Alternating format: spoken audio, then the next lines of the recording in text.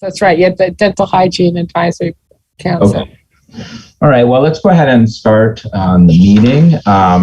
We don't have a quorum yet, Philip, but... we don't need a quorum. There's you don't need a quorum for this? Okay, no, thank you. There's nothing to vote on. So everybody should still fill out the attendance. Okay, really quickly, I'm going to share my screen because this is the agenda I sent out earlier today. And you'll notice, because I've struck out the items that we already dealt with at the last meeting. So we're on item E. The only addition to this was under the chair's report, I have the link to the survey for your committee preferences that I've been putting in the chat. I'll keep putting it in the chat later, but you can also get to it there if you don't manage it.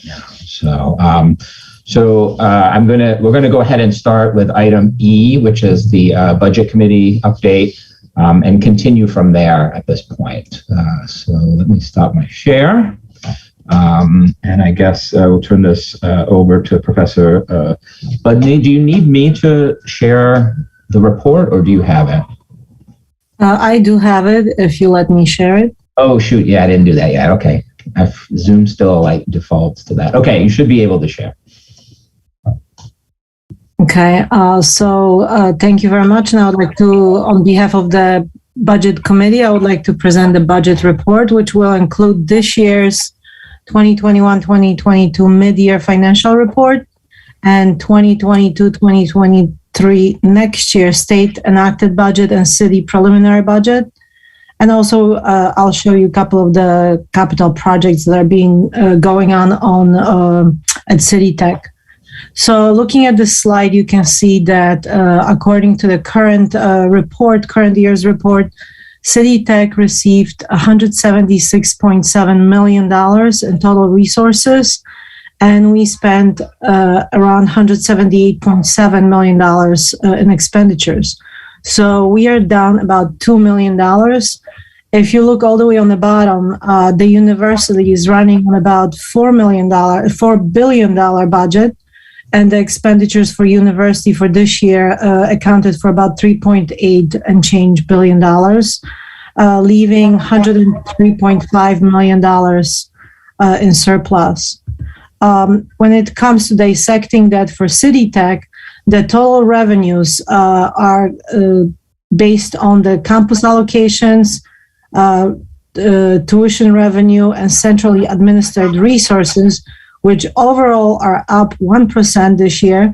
And then expenditures are based on personal spending, which includes the salary and benefits, adjunct expenses, temporary services expenses, and OTPS, which is other than personal spending. So everything else other than salary and benefits, which include building supplies and building expenditures, departmental expenditures, and so on, and centrally administered expenditures. And that accounts for 11% increase for this year.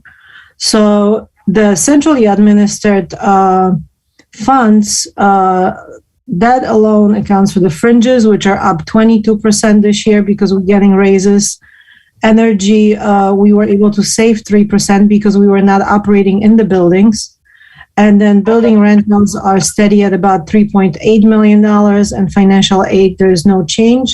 Now, there are renovations going on in Pearl Building. When we move our rental offices to Pearl Building, we will be able to save that almost $9 million.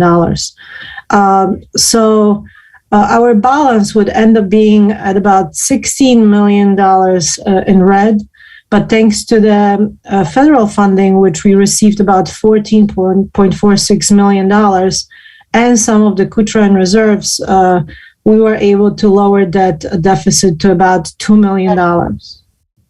And we still hope that it will be covered with the possibly federal funding.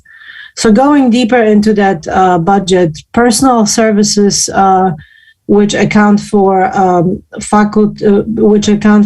the salary and benefits, our college is running on $105 million last year and almost $108 million this year. So that's an increase of 2%. And when you look at overall for senior colleges, that increase in salaries and benefits is 4%. And overall for the university is about 3% increase. Other than personal services, which are other expenses for the buildings and for departmental funds and whatnot, we are up, but this number is slightly skewed because we have not used as much of the OTPS during the time when we were not in the building. So now that has increased. Overall, the university is up in OTPS spending 63%, which accounts for $142 million. Another important facet is the enrollment.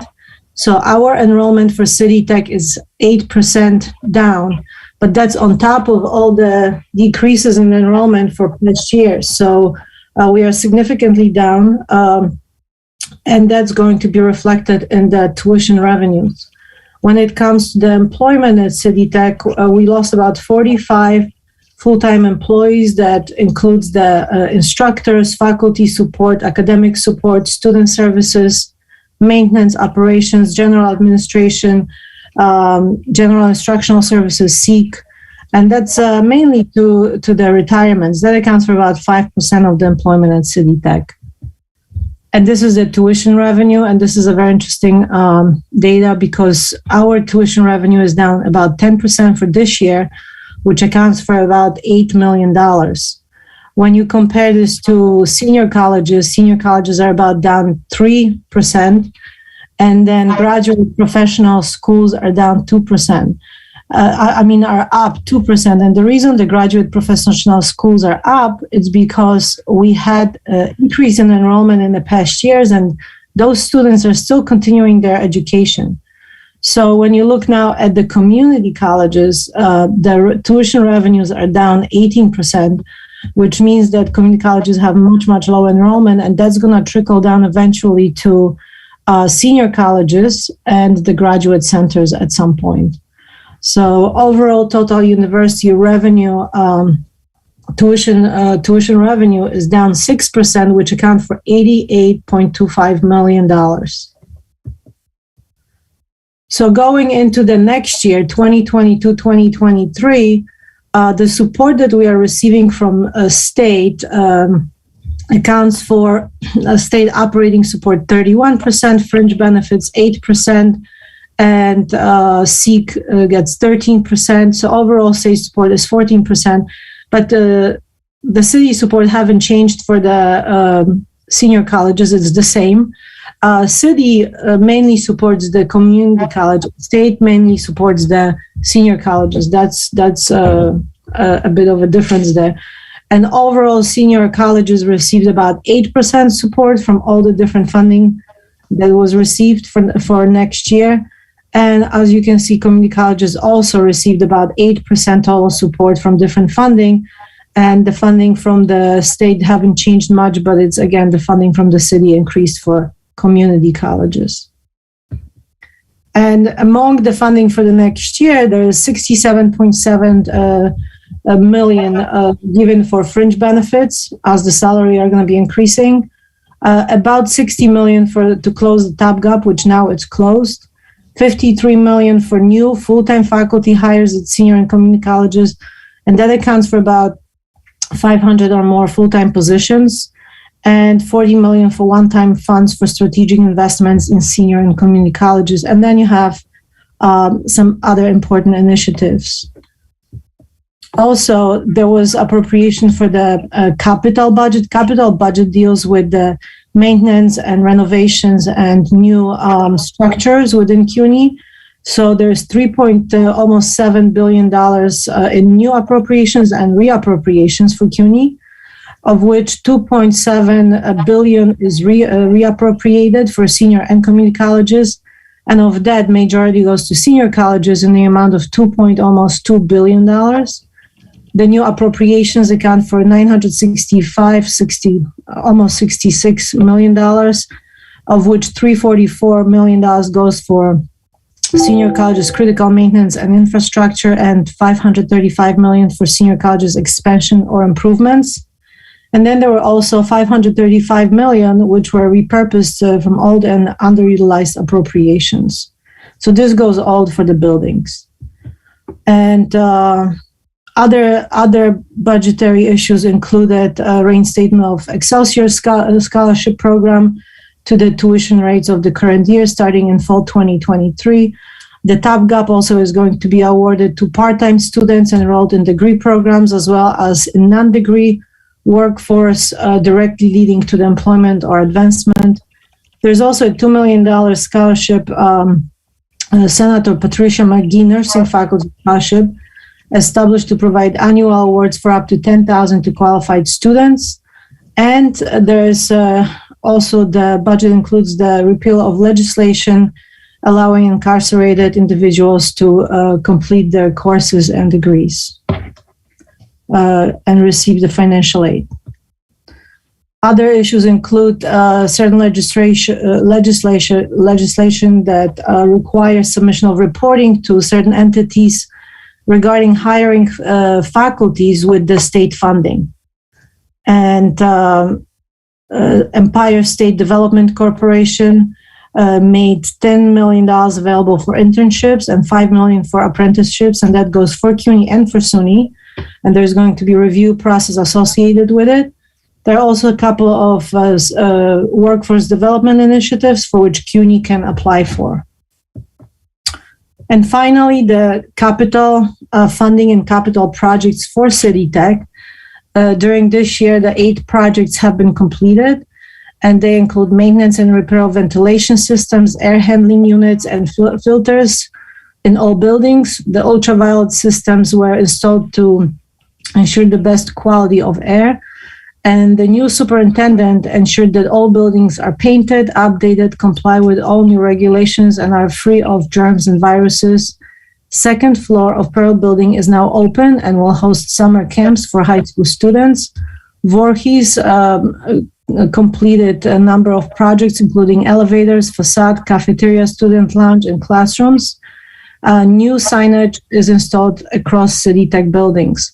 And then we have 23 projects ongoing, so there's a lot that's going on still at City Tech. That includes Farrell Building, General Building, NEM Plaza, also the entrance parking and loading dock to Johnson Street and Adam Street.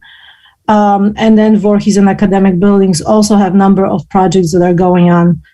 The NEM entrance was supposed to be open in April 2022. As of yesterday, when I walked by, it was still under construction. And if anyone is interested in more budget and finance going on at CUNY and reporting, you can find it at this link, or you can go to cuny.edu to the budget and finance section. And that's pretty much completes my report. Thank you so much, and I wish you the best during the rest of the semester. Thank you. All right, great. Thank you very much. Any questions, by the way? No. All right, that sounds good. Okay, let's move on to the Technology Committee. Professor Isaacson, I think you're here. Yes. Okay, great. And you can share from your screen, is that right? Okay, yeah, but Professor Hiroldo will be presenting our results. Okay. So if you can make her, I guess, co-host or something. Everybody should be able to share. Oh, perfect. All right, hello everyone. First, I'd like to thank everyone who participated in our faculty technology survey. We received valuable feedback. I'd also like to thank the Technology Committee, Professors Abreu, Almeida, Berger, Gibson, Hiroldo, Sarkar, Sung, and Vaidya for all of your hard work and dedication. You're the best. I'll now turn it over to Professor Hiroldo, who will be presenting the results of our faculty technology survey. All right. Anita, you're up.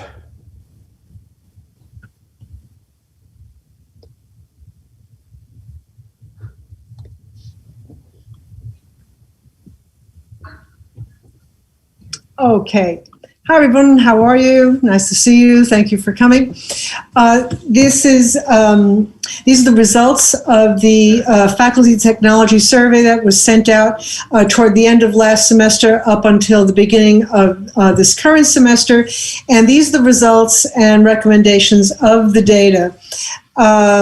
So, and we, the committee, we put together all the responses, and we came up with a number of different. The information was very, very interesting, and you'll see what what we've all answered in a community.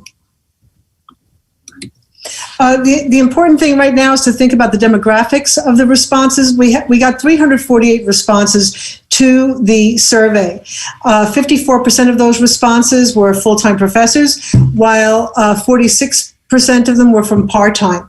To put this into perspective, our faculty is 375 full-time professors and 1,100 part-time professors, according to our website. So in juggling the numbers a little bit, 50% of our full-time professors responded to the survey, while only 15% of part-time professors responded. The remote teaching impact. This, the percentages that came back was the access to face-to-face learning tools. 43% of us had had a challenge in finding those learning tools, which could be anything from computers all the way to microphones and cameras on those computers. The other thing is access to reliable internet service, an indication that many of us do not have broadband at home, or that the broadband that we do have at home was significantly used up by other people in, either in the apartment, or that, or that the Wi-Fi within the offices was difficult to access. 20% of us, felt that access to communication software needed some work as well, and others that a digital device was not readily available to a lot of the faculty trying to teach remotely. In other words, some of us don't have a laptop or a computer at home that is good for students for remote, or good for remote teaching. And 15% made it a point to say that they really needed library resources. They were sorely lacking those during the pandemic. The challenges for adapting course material to remote learning. This was an interesting response, because if you recall, back in those days, we had limited time. Many of us knew that a tragedy was coming because of the pandemic, but scrambling to get all this content that was not designed originally for remote teaching had to be done almost immediately, and in many cases on the fly. And so, one of the largest challenges that students were not either unavailable or unresponsive in order to adapt the course material for remote learning. Another challenge that a lot of, also a large challenge that our faculty noted was that they really have a preference for in-person teaching, which is, if you think about it, the reason that we became teachers is to have that exchange with our students. Another thing that was very critical for our faculty is that they could not assess whether our students were really learning what they were supposed to be taught. That was and it is a significant concern as they move forward in their career as students and then out into industry. Some people, 16% of us felt that the online environment was not suitable for the content of the courses. I know that from, as a ComD professor, it is difficult to present a lot of the material that we present in our courses because there's so much exchange, and breaking out and the breakout rooms and the individual crits and the screen sharing really did cut into a lot of the instruction. 6.4% of us, found limited time to adapt. Like I said, a lot of us had to adapt our material on the fly from week to week to week to week, since since most of us really don't adapt our material for online delivery. But, it's interesting that such a small percentage of us felt that that was a challenge. That means that a lot of us did pretty well. And online course delivery, 4.5%, that was a challenge, since there are certain learning platforms that are not as conducive as others for online teaching. The biggest transition to online learning was diminished engagement. Across the board, our faculty members were having a rough time getting students to participate properly. And I don't need to go into this. All of you have had this experience in one way or another. We were also concerned, 50% of us over that, were, again, they were concerned about diminished student learning. Are the students learning what they're supposed to know? Also, there are security and privacy issues in proctoring. We're going to talk about cheating a little bit further on. But a third of us were really concerned that students were doing their own work. Also, there's privacy and security. Those were three things that were touched upon in three different ways by our faculty members. Not being able to communicate with our students was discussed by faculty members. The opaque environment of internet learning is something that we probably weren't very much used to, and our students certainly didn't sign up for it. Now, online privacy, both for students and professors, was an issue. Inviting people into our homes or into our private offices and going into students' homes and offices did present a concern with online learning.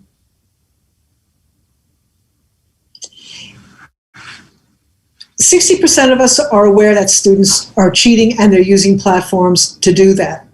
They're using Slack, they're using Discord, they're using WhatsApp. They're also using Google to look up answers and check.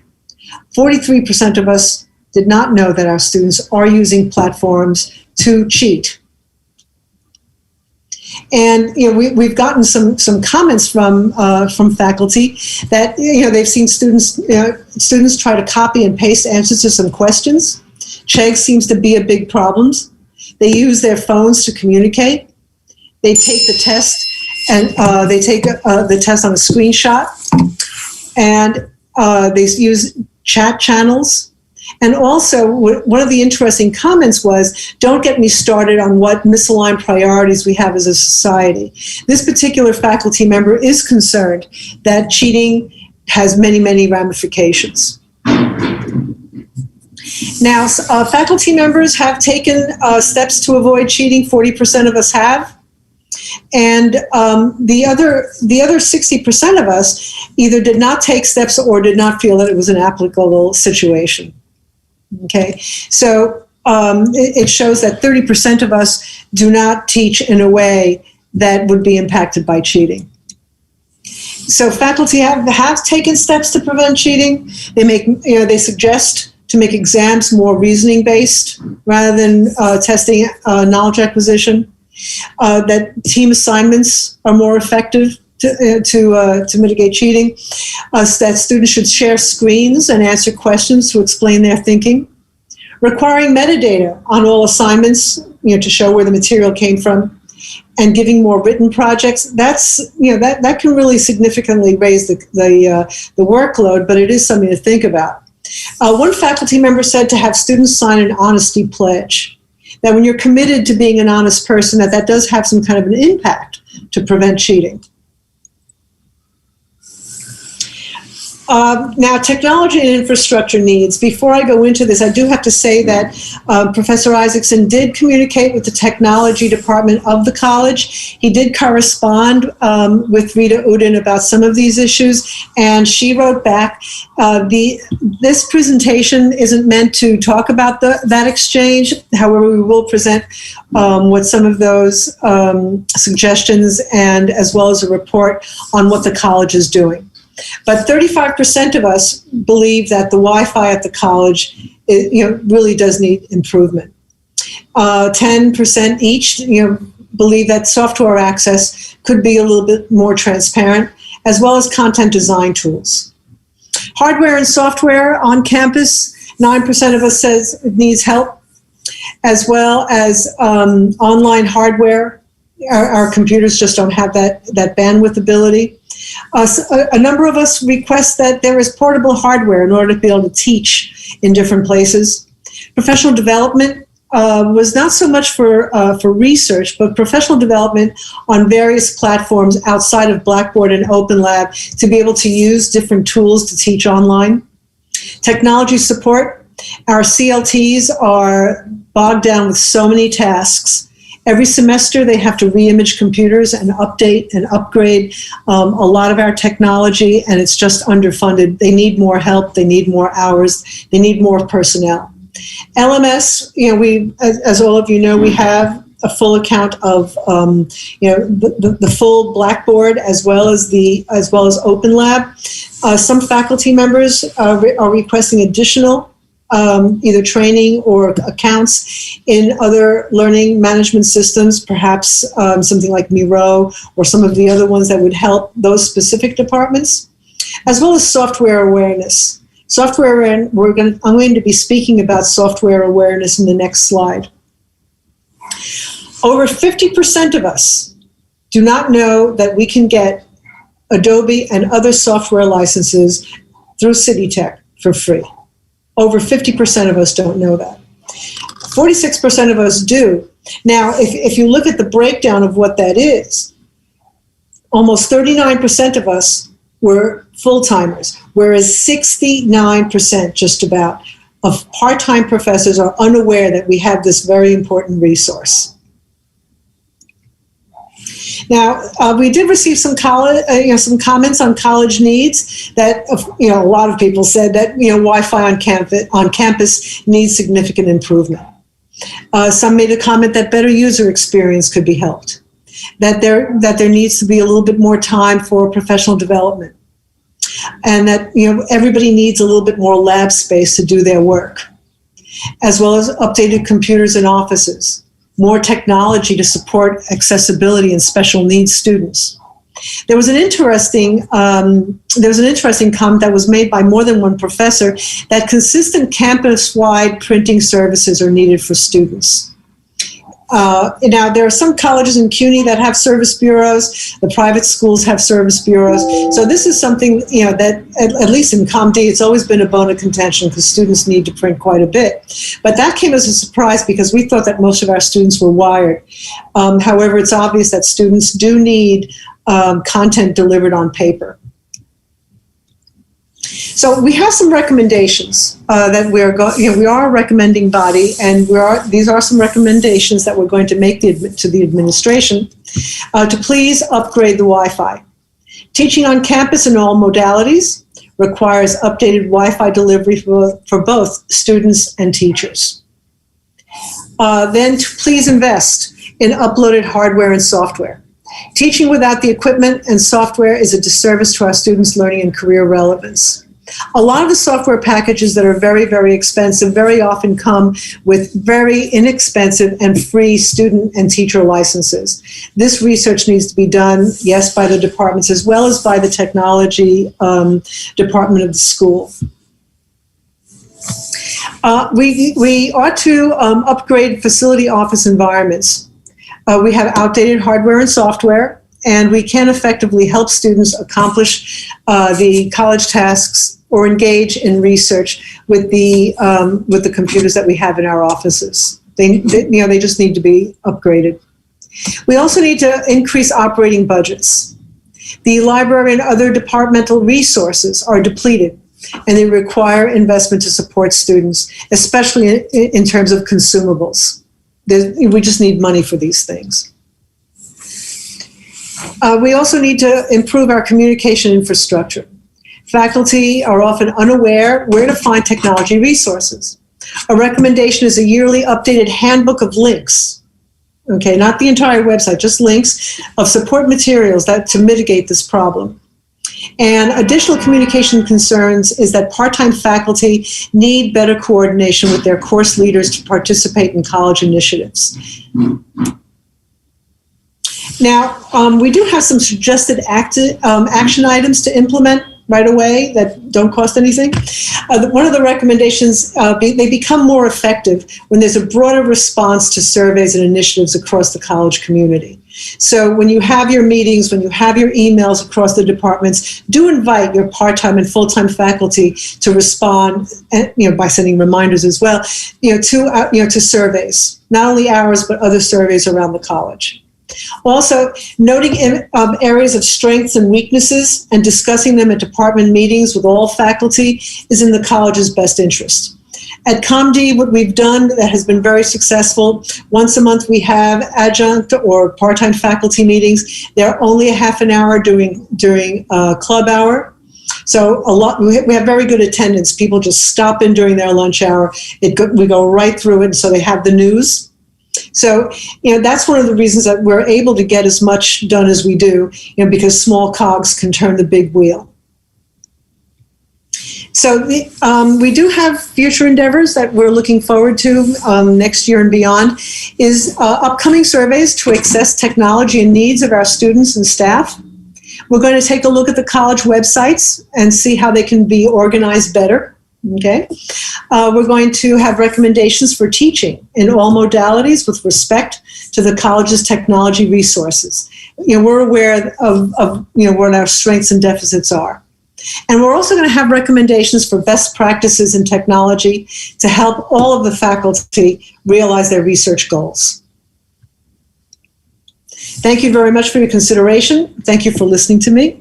Have a wonderful end of semester and a nice summer up ahead. Bye-bye. All right, great. Thank you very much to the Technology Committee. There was a question about if the slides will be available for this and perhaps the Budget Committee too as well in the next one. If they're sent to me, I'll post them in the folder that you link to in the agenda. So if you have the most recent agenda for this cycle, they'll show up there. So I think, and then eventually I will put them on the College Council website, but it'll be faster that way if you want access right away. Okay, the final standing committee presentation is buildings and grounds. And I think also you're here. Yep, I see you. Yep. Thank you, Philip. Can I share the screen? You should be able to. Okay. Building and Ground Committee did a student survey, student campus return survey, and I'm presenting this slide. And let me explain briefly explain the background of this motivation.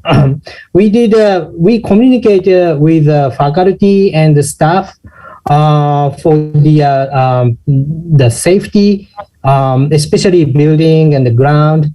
And we also want to do the communication with the student. So that's the strong motivation to do that. So student survey, we had 98 responses from student, and the survey was carried out in March, midterm exam, just around the midterm exam. And we have just simple 5 questions here.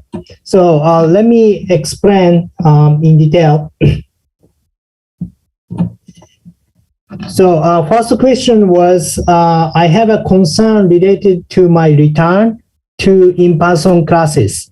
And the student result is strongly agree is 25.5%, and agree is a 14.3%. So total of agree is about 40%. And on the other hand, disagree and disagree combined is also same, 40%. And the neutral is from 20% to 25% between that. So almost same, agree and disagree, and other people are neutral. Okay. And second question is, please state your concern, if any, in relation to your return on campus. And we got 98 responses, and I cannot put all comments, but I see mask without mask is a concern. All facilities should be open, lunchroom, gym, and some people saying that the train commute is frustrating because there are delays or train will stop without notice, and the elevator is always packed. And without the masks, some people are still coughing, sneezing, and some students says, I'm also afraid of putting my family in danger because I have to make a far commute to City Tech. And some people says 6 feet apart, social distance, mask off, and all the relatives in home, and online learning is great, tutoring online, and in person, and give them another option, hybrid or even online option. And those kind of things is the student concern. And next question was, are you familiar with the safety procedures for accessing campus facilities? 80% are yes, and 20% is no. And also, do you know how you can report the cases which violate the COVID-19 safety procedures on campus? 40% are yes, 60% is no.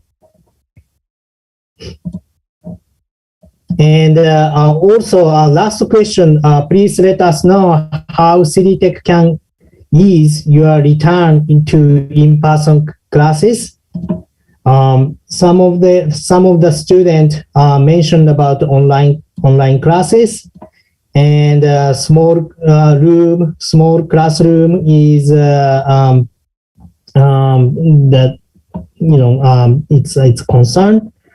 And please continue to have mask mandate.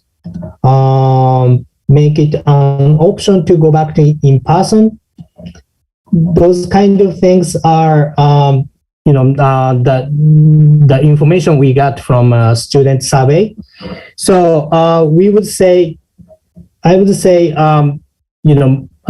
mask is a still strong tool for student and also faculty and the staff.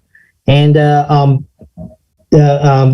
because of the number 4, we need to advertising how to report the cases which violate the COVID-19 safety procedures on campus, because more than half of the students says no.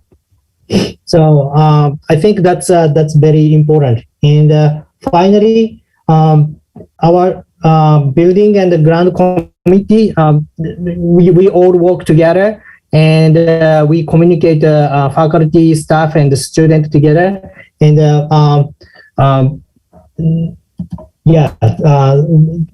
that's our result of the student campus return survey. Thank you. Great, thank you very much. I appreciate it. Any questions for either of any of the reports so far, since we're at the end? No? So I'll get the. When were these collected? The survey answers? Are you talking about the student survey? Yes. Yeah, student survey was conducted middle of this semester, and we made it as simple as possible, so that we are expecting a lot of students can answer. So maybe the situation is changing. So and this is the end of semester, so situation may be changing. But so far in the middle of a semester, students feel so. Thank you. Any other questions? Okay, great. Thank you all of the committees for their reports and surveys. Much appreciated. So I just want to round up or close out the section on the standing committees with the announcement of the votes from the previous meeting. The external evaluation letter policy passed.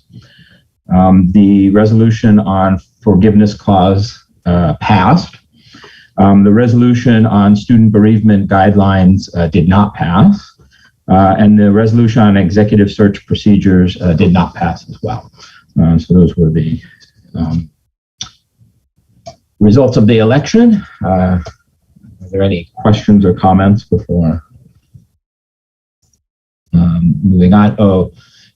Yeah, I'll post in the, give me a sec here to, Janitor, do you have the result breakdown readily available? I'll have to email it to myself if not.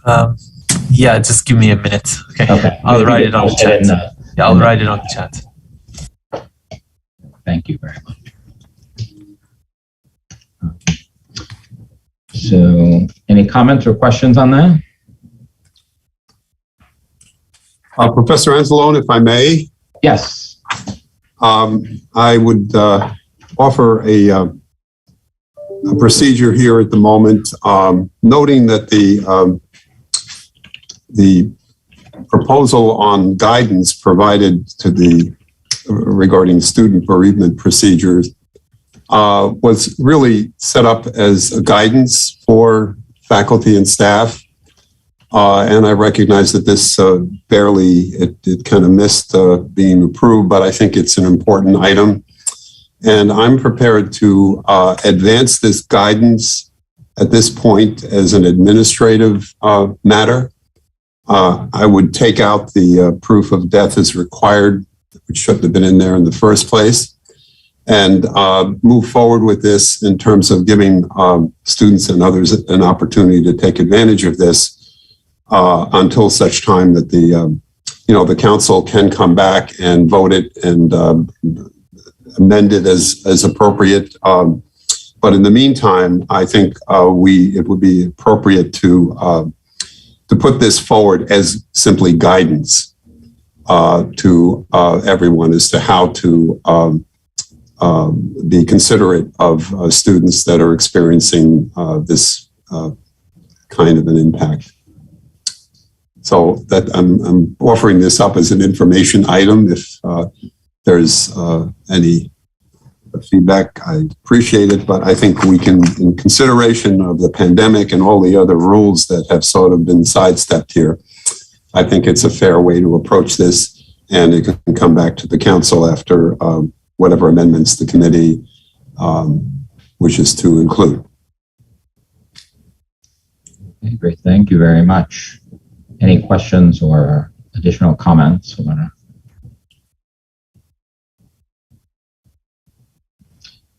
I move to accept the president's proposal as a short-term resolution until the council can come up with a formal statement procedure.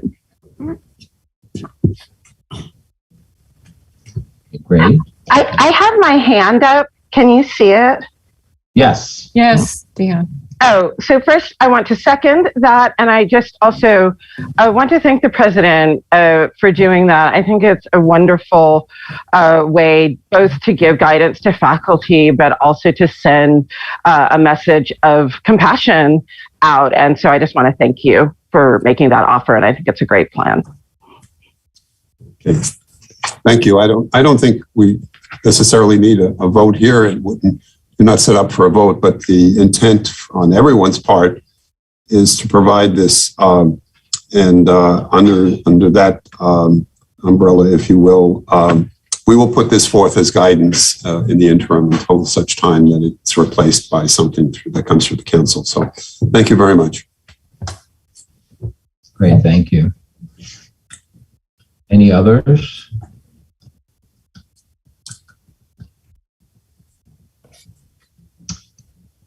Okay, I guess we can move on to the next item on the agenda, which is other items. I had made it's a call for volunteers for teaching modalities subcommittee.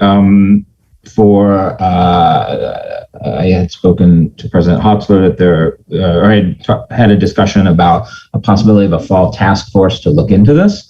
And perhaps College Council could, have a subcommittee or a group that is involved in this. And this is, teaching modalities for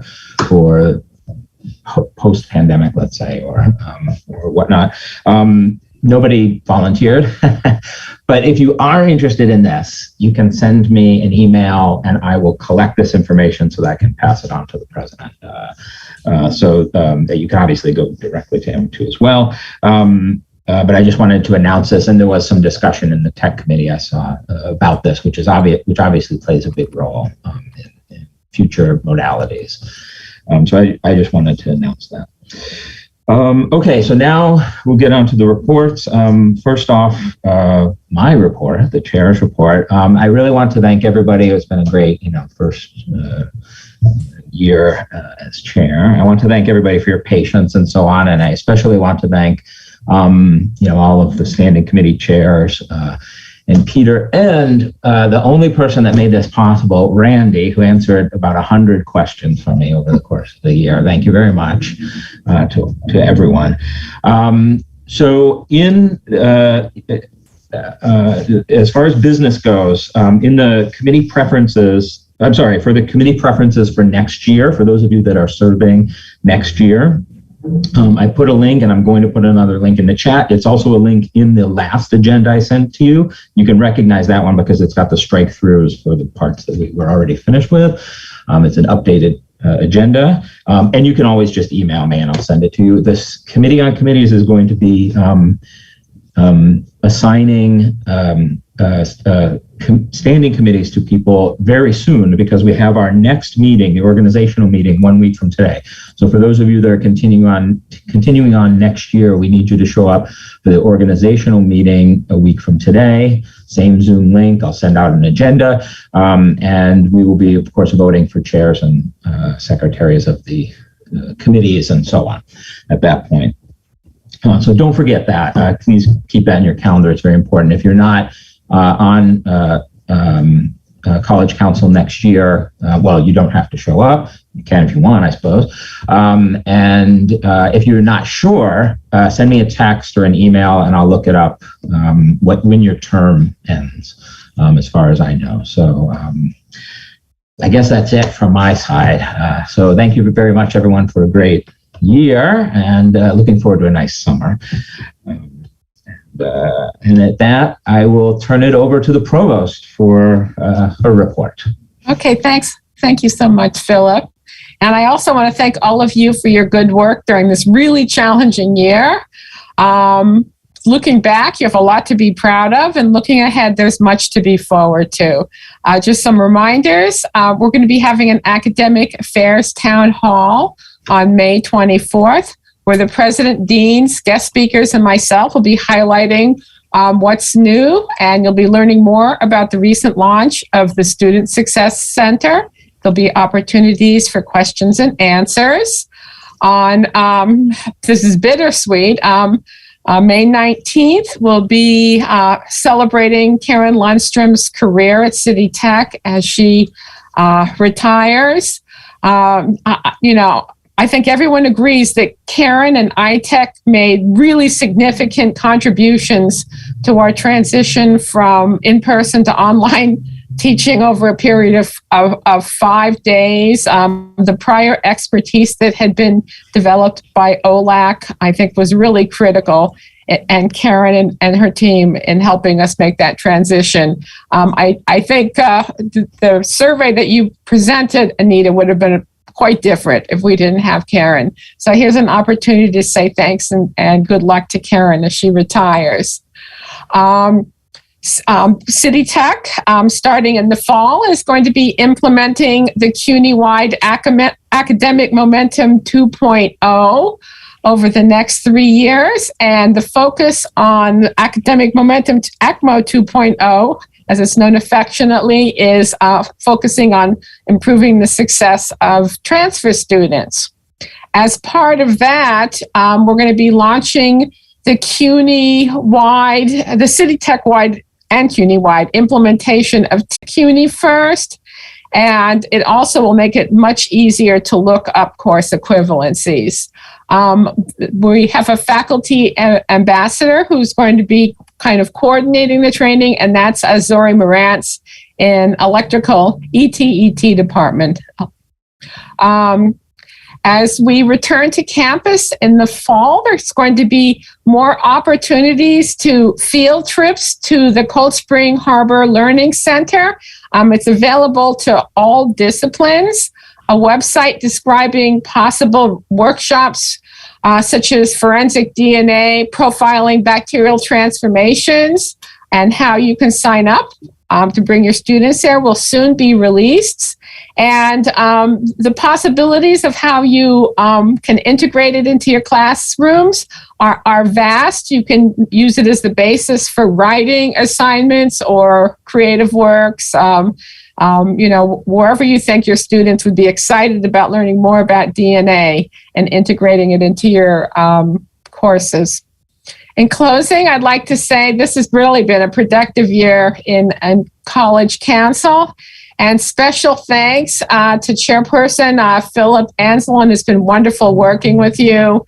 Your calm in the face of impending disasters is always impressive. Thanks also to Randy Hannum, Secretary David Lee, and our parliamentarian Peter Paredes, the chairs of all the subcommittees, and all of you for all the good work that you've done.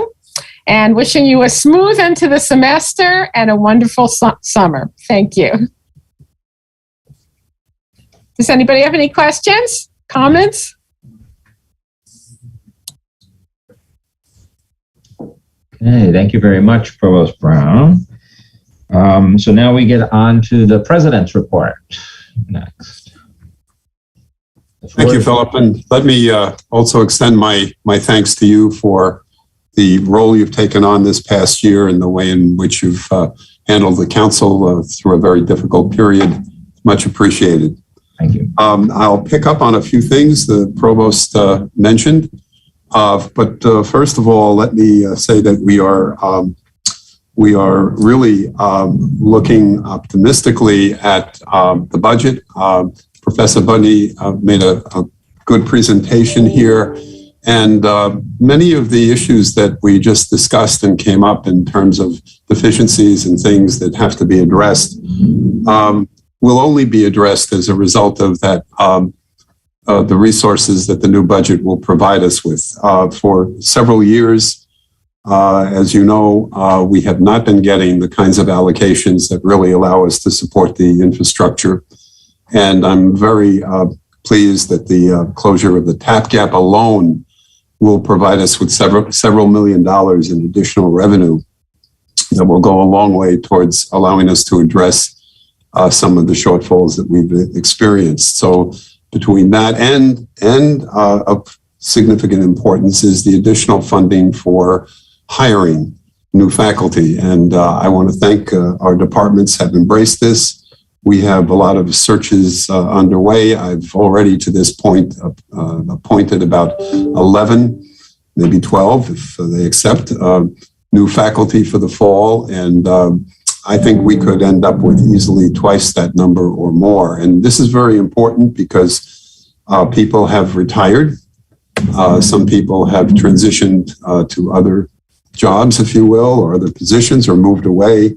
And it is essential for an institution like this to maintain the strength of its faculty, given the variety of programs we offer and the requirements that those programs have with respect to their individual accrediting bodies. So this is all part of a big puzzle, and I feel that the additional resources, they won't solve every problem we have, but they will go a long way, and it's a long time in coming, and I hope that we have 2 or 3 years of that. It would really make a big difference. We do have a graduation scheduled, as many of you know, and I would like to encourage you all to participate to the extent possible. One thing I think our students look for is that day that they graduate, that they will see their professors there. And so there is a great opportunity for you to join us and to be there. The amphitheater at Coney Island is a great venue. We'll have our fingers crossed it will work well for us.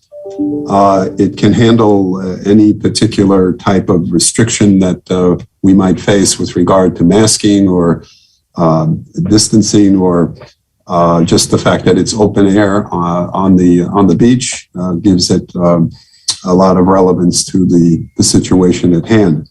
Our speaker this year, I've invited the new borough president, Antonio Reynoso.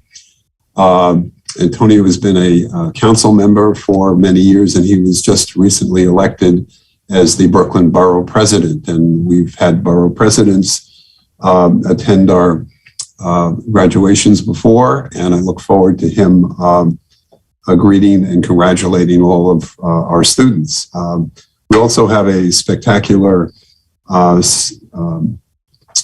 valedictorian and a salutatorian. The valedictorian, Olga Privan, is actually getting 2 degrees. She's getting a bachelor's degree in applied computational physics and one in professional technical writing. So that's a twofer. And she has a 3.987 index to back that up. So quite an accomplishment. And the salutatorian also, Ala Muhammad, is graduating the BTech program in construction.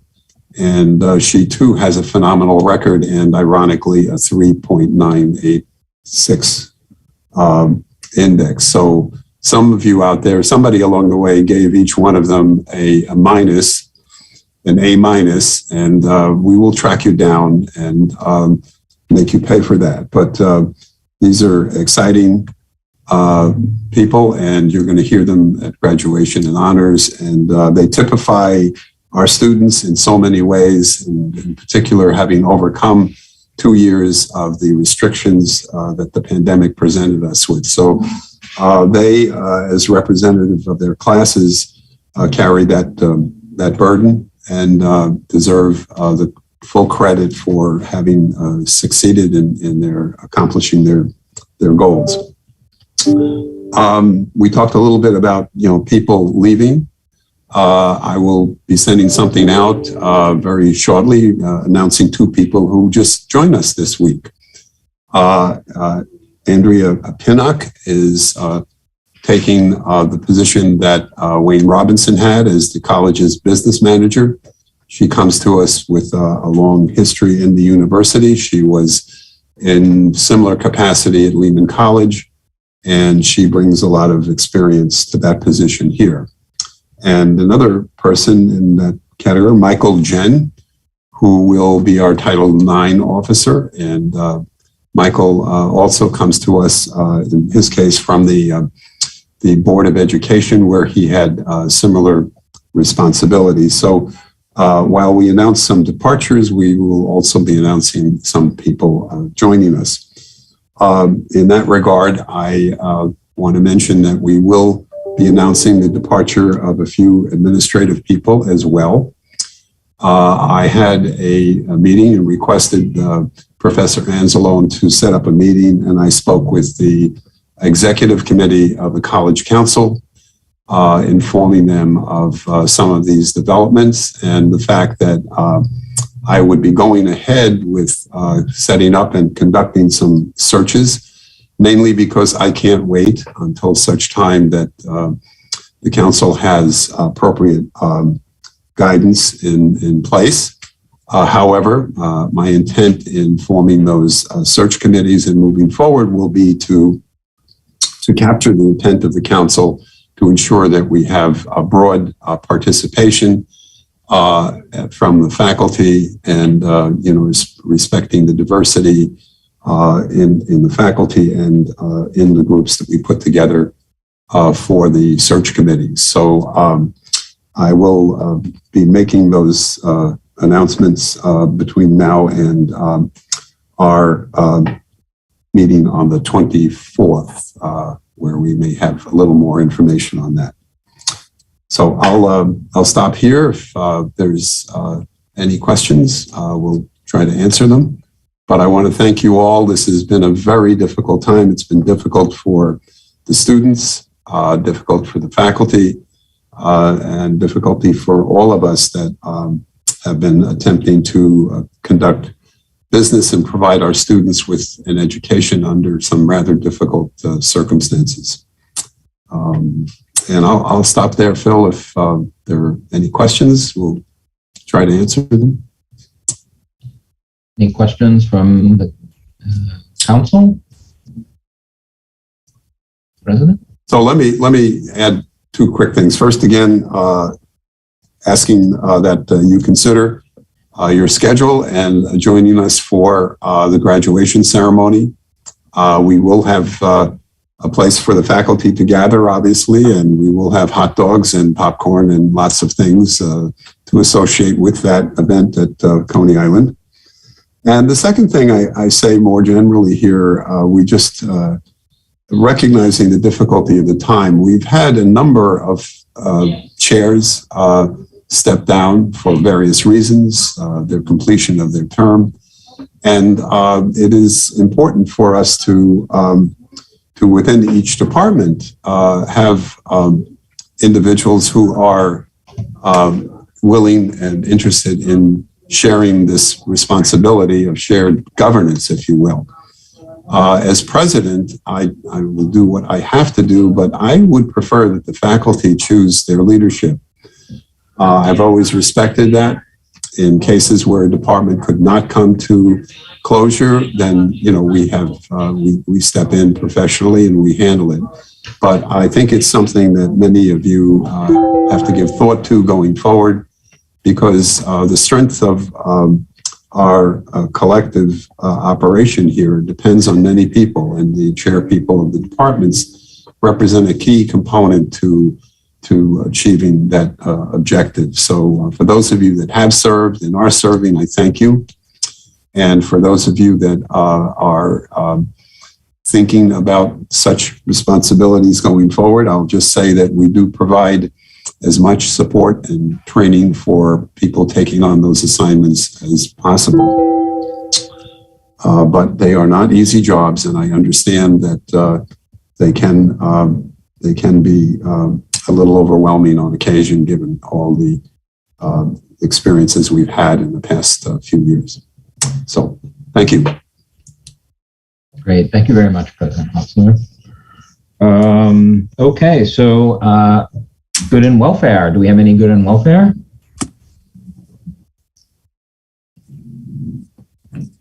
Besides the end of the semester. Sure, Philip, I have a piece of good and welfare. I would like to wish everyone a happy Asian American Pacific Islander Heritage Month. Not everyone might not realize, but we actually have double the portion of Asian American students to be considered an AAPI serving institution, which makes it, I guess, doubly important that we recognize this and hear their voices.